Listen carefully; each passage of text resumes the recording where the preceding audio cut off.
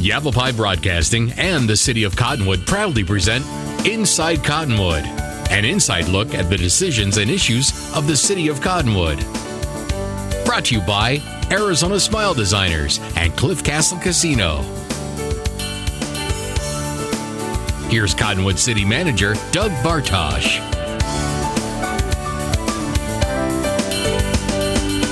Hello, and welcome to Inside Cottonwood. I'm your host and City Manager, Doug Bartosh, and I'm here today with Mayor Diane Jones and our newest employee.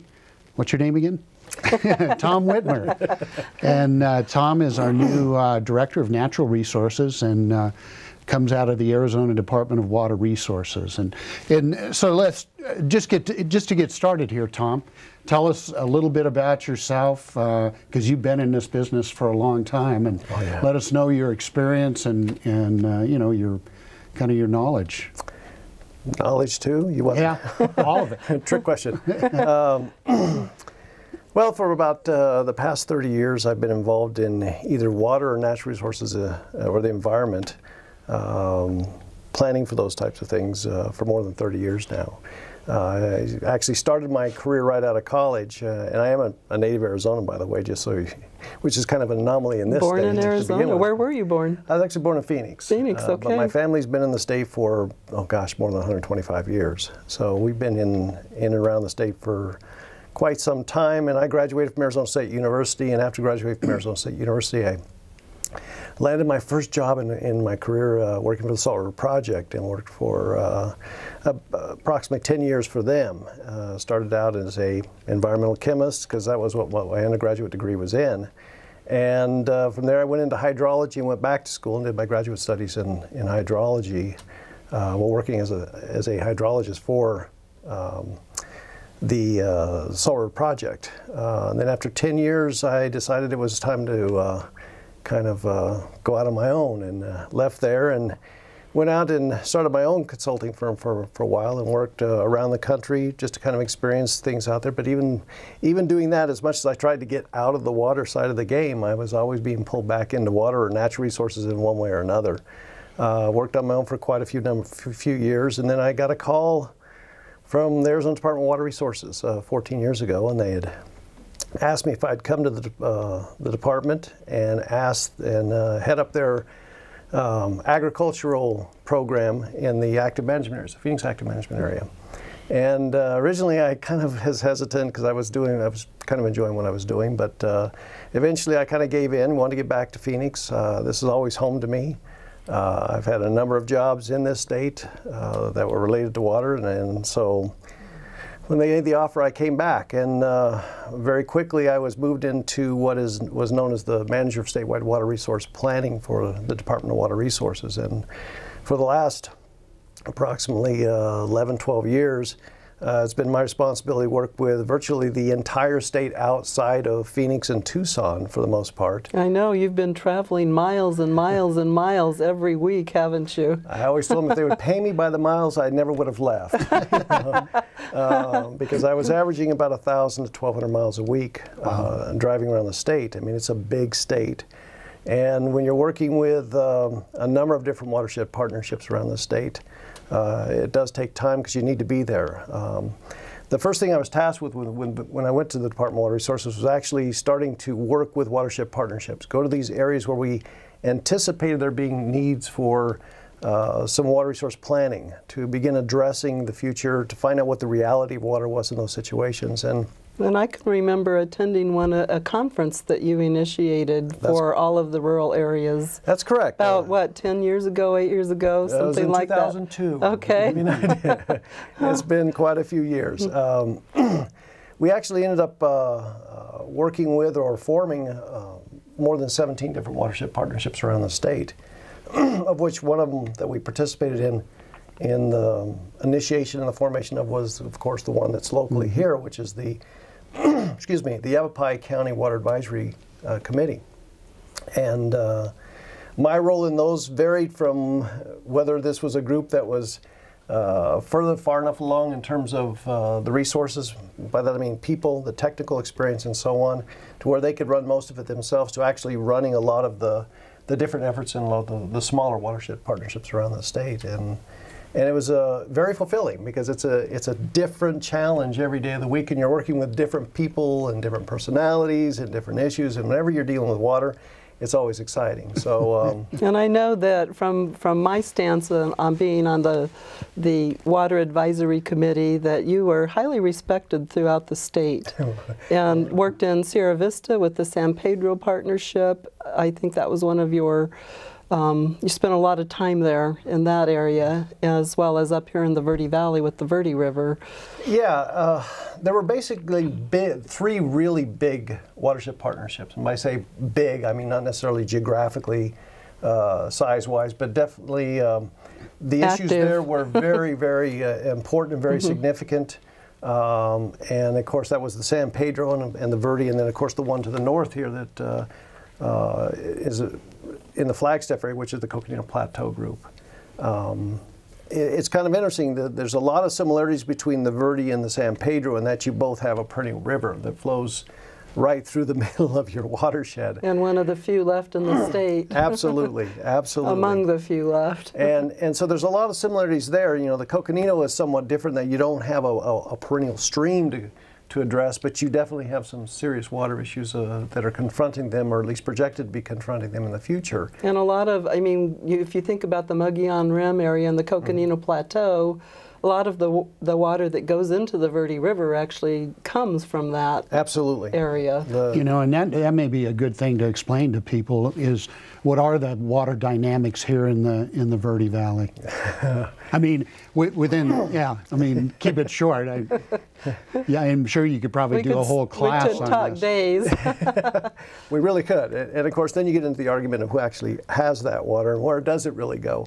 But you know, through the efforts of what we've done, you know, we've managed to complete a number of very significant studies related to what is the reality of water.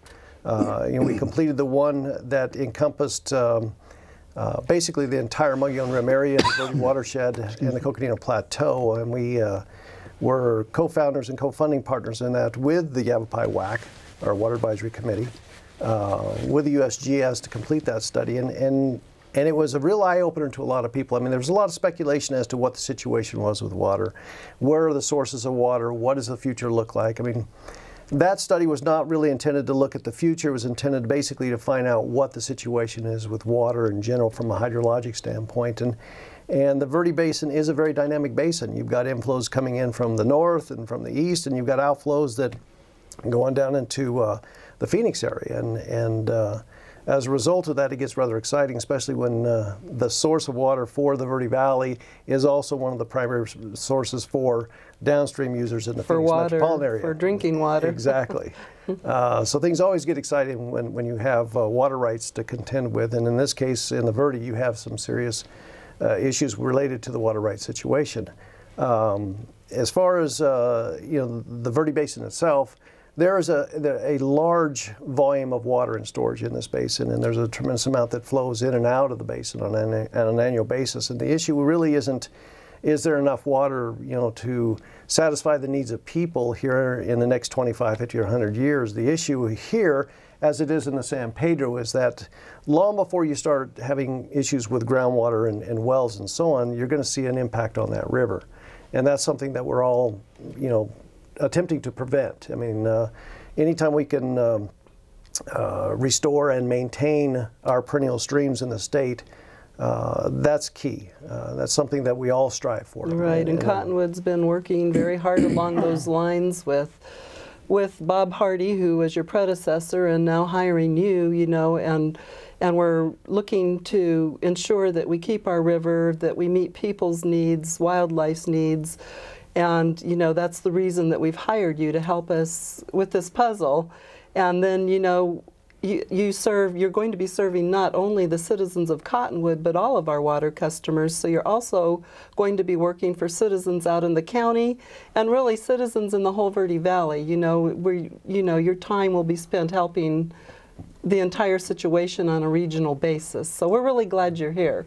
Well, I'm glad to be here too. And just to give you the perspective from the state side, since that's where I came from, Cottonwood was always looked at as being probably one of the most aggressive and progressive cities in the Verde area in regards to water resources. And by that I mean in its attempts for planning for the future, as well as conserving, being as efficient as possible.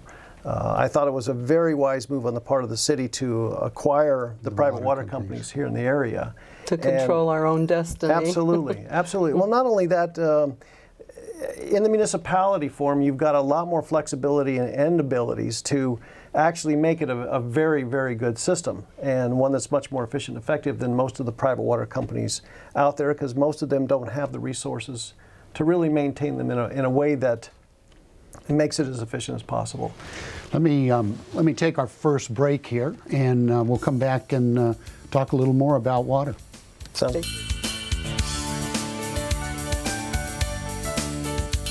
Meet the team at Arizona Smile Designers, offering complete, comprehensive, restorative, and aesthetic dentistry. Dr. Vergara and Dr. Lord specialize in dental health, implants, and cosmetic dental procedures.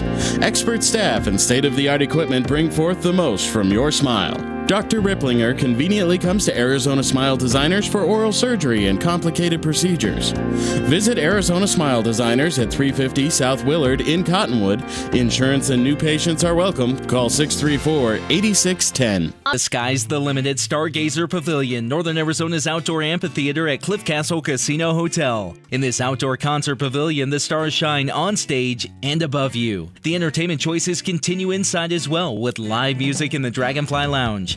For information on upcoming events and tickets to the Stargazer Pavilion, visit their website at cliffcastlecasinohotel.com.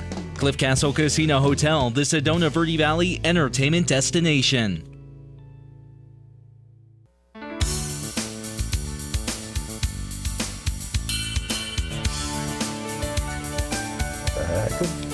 Welcome back to Inside Cottonwood.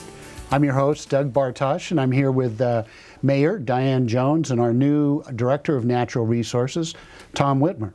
And we were talking during the break, and we thought it would be good to kind of go back a little bit, and I think the mayor is best prepared to answer this because she routinely makes the comment that whiskey's for drinking and water's for fighting.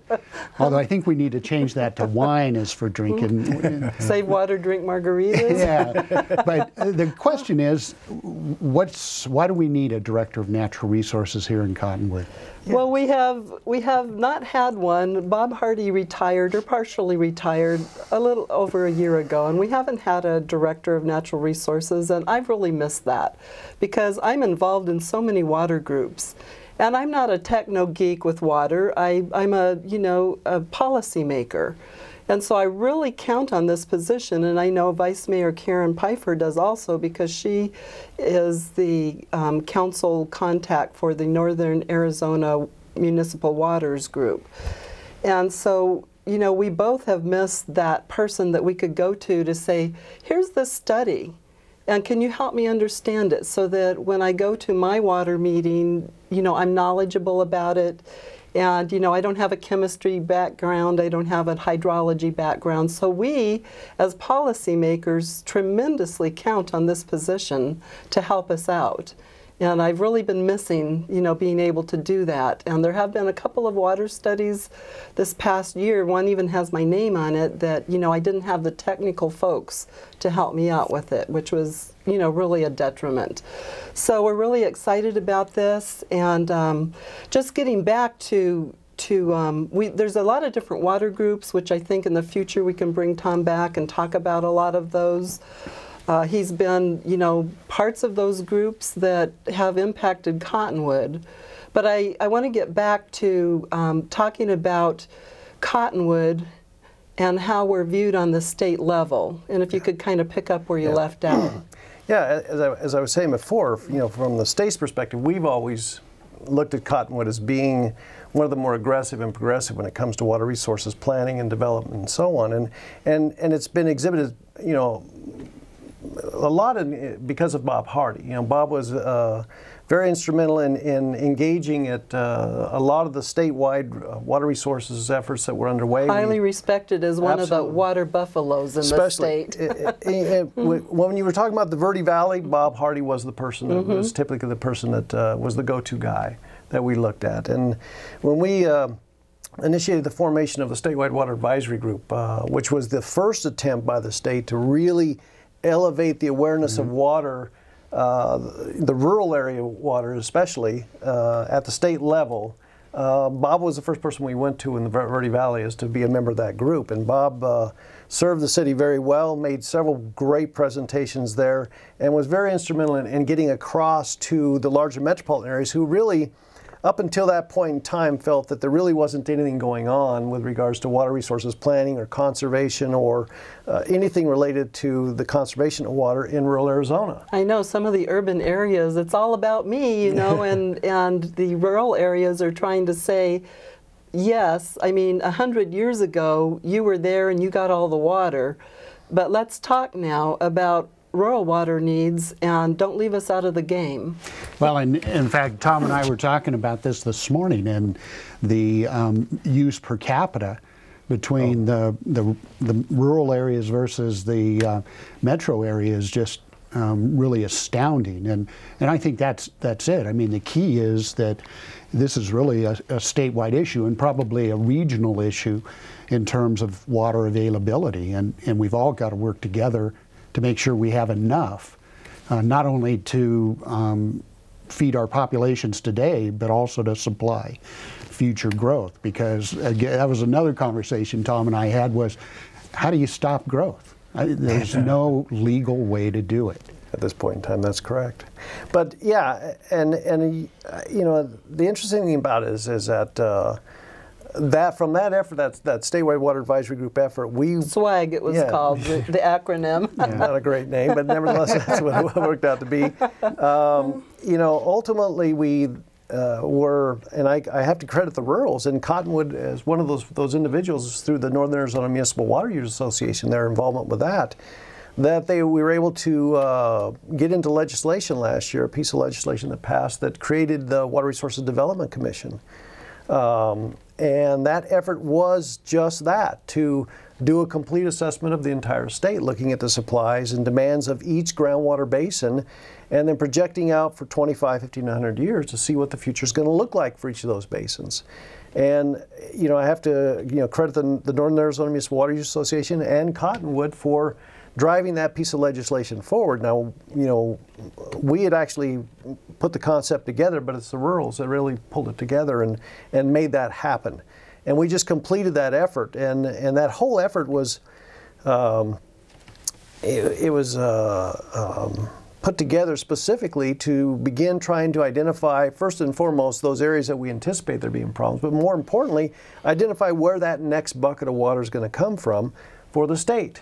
As they like to say, you know, the low-hanging fruit is gone when it comes to water out there, right. And those next buckets are going to require large infrastructure to get them in there. I mean, conservation can only get you so far. It's not going to get you to the end. It just isn't. I mean, but it's a very important component of it, and something that you should strive for to be as efficient as possible. But there's also realization that eventually you're going to have to do some augmentation, and where that's coming from is what this effort was all about. How are we going to get those augmented supplies into the areas that we're talking about needing these supplies, and how are we going to fund it?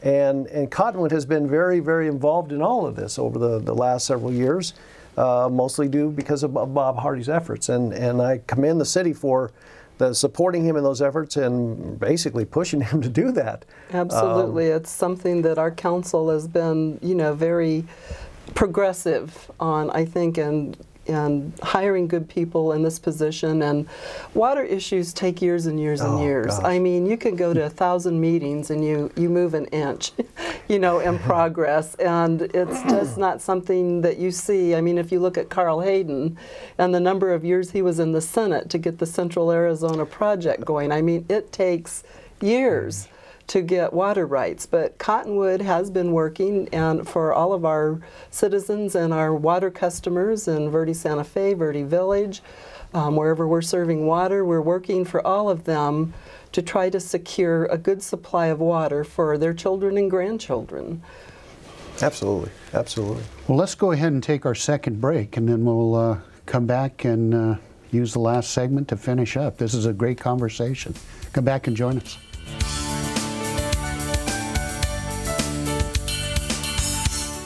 When you visit Cliff Castle Casino Hotel, you'll find 4 unique dining options, including Storytellers, your fine dining steakhouse, a special setting capturing the spirit of ancient Indian dwellings. The menu features award-winning cuisine, including juicy steaks, fresh seafood, an extensive wine list, including local Verde Valley varieties, and scrumptious desserts. An upscale yet casual setting for intimate elegance. Storyteller Steakhouse at Cliff Castle Casino Hotel, the Sedona Verde Valley entertainment destination.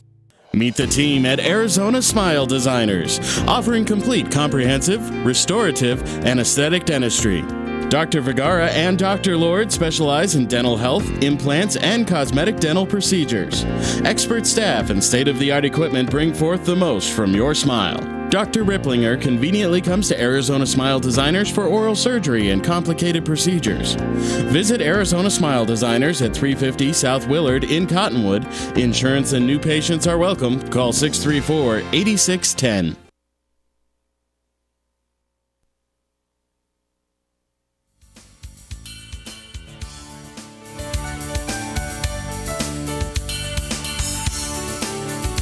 Welcome back to Inside Cottonwood. I'm your host, Doug Bartosh, here with Mayor Diane Jones and also our new Natural Resources Director, Tom Whitmer. And we're talking about water supply. And I think most people, the biggest worry they have about water supply is as long as their faucet, turn on the faucet and the water's you get water there. out, or you flush the toilet and it all goes down, they're good to go.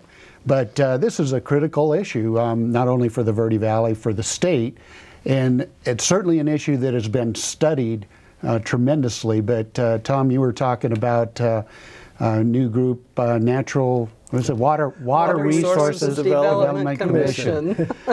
You want to talk about that group? Sure. And the study that they have completed or is underway? Yeah, yes. As I was saying before, there was a piece of legislation that was passed in 2010.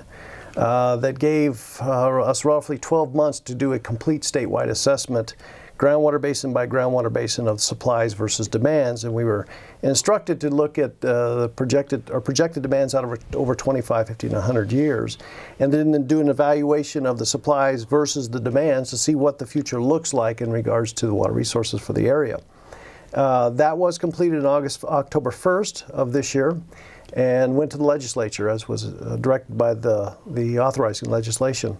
And one of the recommendations that came out of that was that they continue to meet from now till next September, which is the initial legislation formed the group, but gave until October of 2011 to complete the study, and then they have until September of 2012 to actually figure out what it is they would like to do in terms of implementation or whatever. So there's a legislative recommendations committee that was formed as a part of that effort. And they're tasked now with coming up with some specific recommendations regarding the outcome of that study that they can take to the legislature next year, not this upcoming session, but in 2013 it would be, to specifically try and implement some of these things that they've identified as being needed to be addressed. First and foremost, some of the things that they identified right off the bat was the need for a funding mechanism. In 2007, out of the Statewide Water Advisory Group, the SWAG group, if you recall, we actually passed a piece of legislation that created a Water Resources Development Revolving Fund, and it was specifically designed to assist in offering up low-interest financing for these large infrastructure projects that and it's never been funded. And it's never been funded. So we need to work on surprise. And so that's one of the things that they definitely want to take on and look at ways to possibly do that. And I think that's extremely important for rural Arizona's future. I mean, the urban areas got the CAP through grants, through the reclamation, and rural Arizona does not have a mechanism at this point to be able to do projects for our people because we can't borrow money to do it. Yeah, that's true. And there's no fund or... and the timing is right now because, based upon that study, there were very few areas that looked like there was going to be a serious issue in the next, 10 or 15 or 20 years. But out beyond the 20-year mark, you could run into some areas that might have some problems. And especially as it relates to these areas that have perennial streams. It's not that they're going to run out of water, but the stream may be impacted as a result of the increase in pumping needs. And then, of course, you've got the potential for climate change that may have some bearing on it, and so on. But whenever you start talking about large infrastructure projects, you mentioned the CAP and Carl Hayden a minute ago. If memory serves me correctly, the first attempt to even look at bringing water in from the Colorado into central Arizona was actually in 1918, if I recall correctly. And it wasn't until the 1960s that they actually, got authorization for the Central Arizona project. And it wasn't until the 1980 that we actually had a project in place. Projects that are large in scope take time. Yeah. And as the mayor said just a minute ago about the funding, CAP was funded by the federal government. It was a loan base. They had to pay back the loan, but they actually put up the initial monies to do that large scale project. And we're looking at projects in the future here that, although they're not as large as the Central Arizona project in scope in terms of volume of water to be moved, dollar-wise, they're very expensive. Costs a lot more now than it did in 1960 or 1980. Yeah, exactly. Well, I mean, to give you an example, just north of here in the Coconino Plateau, we completed a water supply appraisal study up there here in 2006. And in that, one of the alternatives they identified to meet the projected unmet demands of that area was a pipeline from the Colorado River coming out of Lake Powell that could go down as far as into Flagstaff and potentially over to Williams and so on to supply the area, not only Flagstaff and Williams, but also to supply the Hopis and Navajos. And it would be part of the settlement up there as well if a settlement ever comes to pass. And that project, looking at just estimated costs, it's in the hundreds of millions of dollars. Yeah. And so this water supply revolving fund is essential, and that's one of the things that they're going to be looking at very closely. Another thing that was brought up was the need to potentially create either a statewide or a regional authority that would be tasked with actually trying to go out and obtain that next bucket of water. We're looking at some pretty out-of-the-box solutions here. One of the things that we identified was the possibility of putting a desal plant down in Mexico, down in the Rocky Point area, treating that water, bringing it in, and supplying Mexico with that water in exchange for that 1.5 million acre-feet of Colorado River water that goes down to Mexico every year. That's a hundreds of millions of dollars, if not billion-dollar project. And so that's one of the solutions that we've identified. But if you're talking about up here, we don't have a pipeline here, at least not yet, and we may never have a pipeline, but it's definitely something that we're trying to look at this point in time through that Water Resources Development Commission effort. And I think it's been very successful, one, in that it was the first statewide assessment of the supplies and demands at the level that it was conducted at. And secondly, it included an environmental component. Most studies in the past, when we do a study for a region or whatever, really didn't take the environment into consideration. But we wanted to do that. And it was looking strictly water for people, and that has changed dramatically. Yes, it has. And now they've water for rivers and people, but people and rivers. Trying to balance that. Where's that balance? San Pedro's in the exact same situation. They've got, if you look strictly at the amount of water in the ground there's doing a back of the envelope calculation, you probably have enough water there for 1,400 years. But long before any wells go dry, that river goes dry, and that's just not acceptable. It's one of those situations where it's just not acceptable. So it's going to be an interesting future, and a lot of things are going on at this point in time. And Cottonwood, in the past, has always been at the table in all of these efforts. Always just looking to see how they could contribute and what they could do. And I think with the things that are going on at this point in time, it's even more important that Cottonwood plays a role in that and is at the table in all these discussions. And we've got to wrap it up here, but I think the important message for our residents, not only in Cottonwood, as the mayor mentioned. We certainly represent more than just our Cottonwood residents. We service the Verde Villages and Verde Santa Fe, but we're interested in the whole Verde Valley as well. And I think the message is, we do have water. but it's not going to last us forever. And so everything we can do in the way of conservation and appreciating the natural resource we have. But it's also refreshing to hear that we've got a lot of great planning going on at the state level, the local level, the regional level, which hopefully will have answers to our needs far off into the future. And I would just like to add, I mean, Cottonwood is pumping a third less out of the aquifer now because of the conservation measures that we've taken, and our new reclamation plant is going to reuse wastewater in very positive ways, and all of those are part of our water future.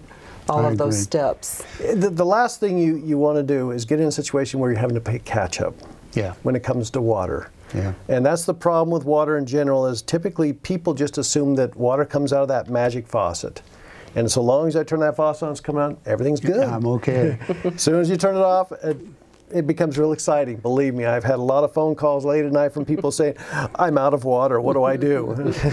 You know, so. Well, thanks. It's great to have Tom on board, and we'll bring him back, I'm sure, many more times to get us better educated on water. Thanks for joining us on Inside Cottonwood, and we'll see you next time.